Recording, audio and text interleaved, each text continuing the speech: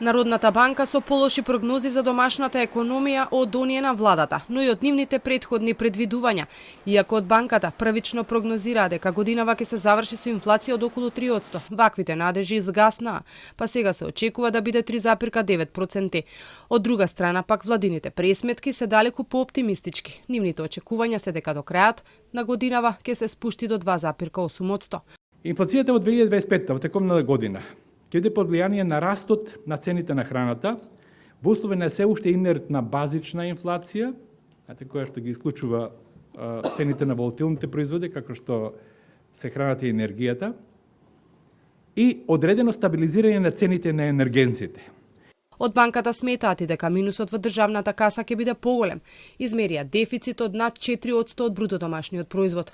Очекуваат 2025-та да се заокружи со економски раст од 3,5%, додека владините прогнози се нешто над оваа бројка.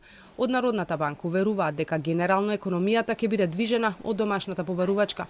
Банкарскиот сектор останува стабилен, кредитирањето ќе расте, но потоа следи благ пат.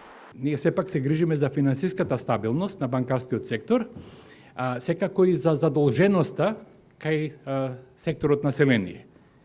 Така што мислиме дека тие стапки на кредитен раст, особено над очекувањата, беа еден од факторите за притисоци нагорни за стапката на инфлација.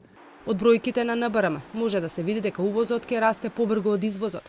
Иако до година земјава ќе се задолжи со 2 милиарди евра, приближно колку што ќе чинат пензиите, а јавниот долг според фискалната стратегија ќе надмине 62%, Славевски смета дека нема простор за загриженост, затоа што процентот на јавен долг бил во рамките на препорачаните граници.